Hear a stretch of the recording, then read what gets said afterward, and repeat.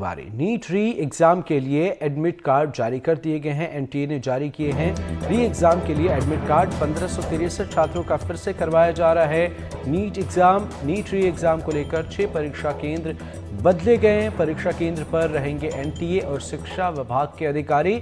झज्जर के परीक्षा केंद्र को बदला गया है। इसी केंद्र से नीट का टॉपर था, तो अब इसमें कुछ बदलाव किए गए हैं और री एग्ज़ाम की तस्वीरें जिसे लेकर एडमिट कार्ड जारी कर दिया गया है। नीट री एग्ज़ाम के लिए ये एडमिट कार्ड जारी किए गए हैं।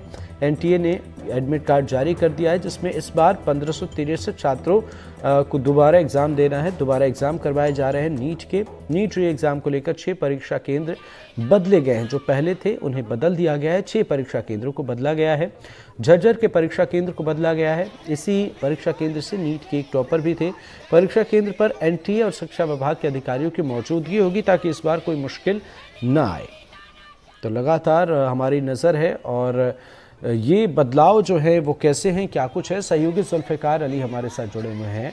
जुल्फ़िकार, किस तरीके से समझे 1563 छात्रों का फिर से नीट का एग्ज़ाम, तो री एग्ज़ाम को लेकर 6 परीक्षा केंद्र भी बदले गए हैं, क्या कुछ चीज़ें नज़र आ रही? इसमें सीधे तौर से देखें कि नीट का एग्जाम के शुरुआत से अगर हम समझे तो एनडीटीवी इस मामले को लगातार उठाता रहा है।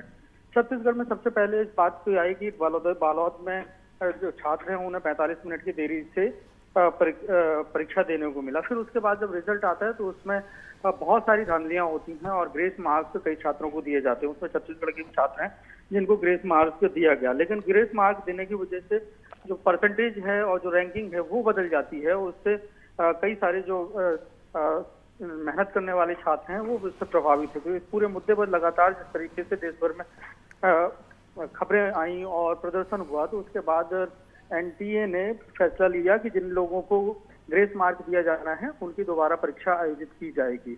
और इस संबंध में जो नोटिफिकेशन जारी किया गया कि 23 तारीख को ये परीक्षा होगी, 2 बजे से 5:20 तक ये परीक्षा होगी। और उसको लेकर आज जो है तो आज 21 तारीख हो चुकी है और एडमिट कार्ड जो 1500 से ज्यादा छात्र हैं उनके जारी कर दिए गए हैं। मतलब 2 दिन बाद उन छात्रों को एग्जाम देना पड़ेगा।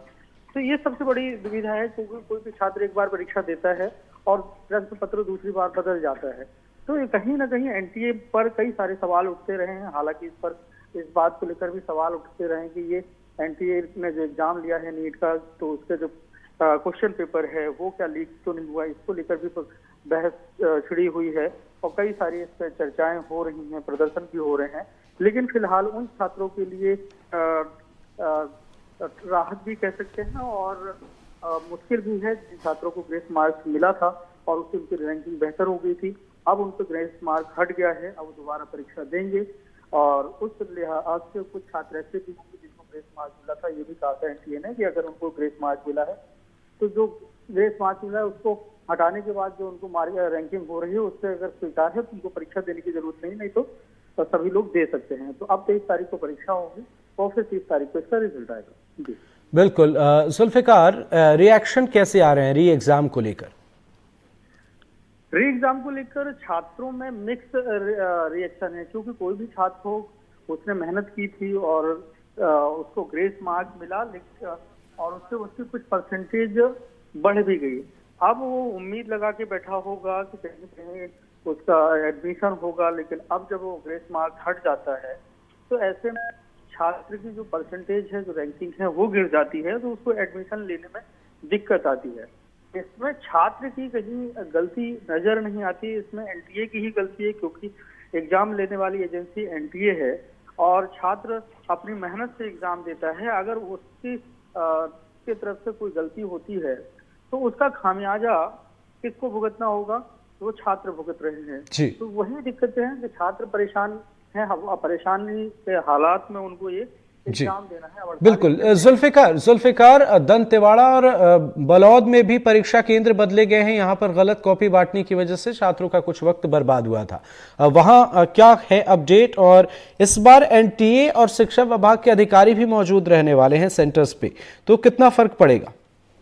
इसमें बहुत ज्यादा फर्क पड़ने की उम्मीद नहीं, क्योंकि बहुत छोटा सा एग्जाम है एनटीए के लिए। अगर देखा जाए 1500 से कुछ ज्यादा छात्र इस एग्जाम में देंगे और ये मौजूद रहेंगे, तो ये सिर्फ दिखाने की बात है, कवायद है। लेकिन वो जो छात्र हैं जो एग्जाम दे रहे हैं वो कहीं ना कहीं उनकी परेशानी तो है, क्योंकि पहले उन्होंने तैयारी की, हो सकता है कि इस दौरान उन्होंने तैयारी छोड़ दी हो और अब उन्हें बहुत कम समय मिले, और जिस तरीके से वो पहली तैयारी में एग्जाम लिख पाए थे वो इस बार लिख पाएंगे कि नहीं।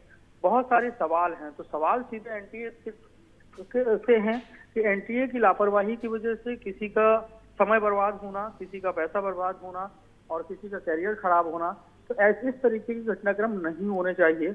जो परीक्षा हो पूरी पारदर्शी तरीके से हो, ताकि उस पर कोई सवाल ना उठे, क्योंकि बहुत सारे ऐसा नहीं है कि 1550 से ज्यादा जो बच्चे हैं उन्हीं बस को इससे परेशानी, दूसरे भी बच्चों के मन में, मस्तिष्क में प्रभाव पड़ता है। जी बिल्कुल। जुल्फिकार, दंतेवाड़ा और बलौद को भी आप लेकर आपसे अपडेट समझना चाहेंगे कि वहां पर किस तरीके से इसे देखा जा रहा है। बालोद के जो छात्र हैं, दंतेवाड़ा के छात्र हैं, इनको जो है ना पेपर लेट मिला था, जिसकी वजह से इनको कुछ छात्रों का कहना है कि उनको ग्रेस मार्क्स मिला है। तो जिनको ग्रेस मार्क्स मिला था तो वो छात्र कहीं ना कहीं खुश नजर आ रहे थे, उनको रैंकिंग ठीक थी, लेकिन ग्रेस मार्क हटने के बाद इस विषय पे बहुत ज्यादा बात करते हुए नजर नहीं आ रहे। हमारे दोनों जगह के जो सहयोगी हैं उन्होंने बात करने की कोशिश की, तो छात्र बात इसलिए भी नहीं कर रहे हैं क्योंकि उन्होंने अपना एग्जाम देने का फोकस कर लिया, और वो इस जो विरोध है, प्रदर्शन है, अपनी बात रखने में वो कहीं ना कहीं पीछे बैकफुट में आए।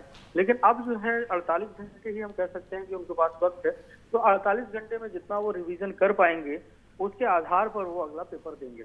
जी निश्चित तौर पर नजर बनाए रखिएगा, आगे भी आपसे अपडेट लेंगे। फिलहाल बहुत बहुत शुक्रिया।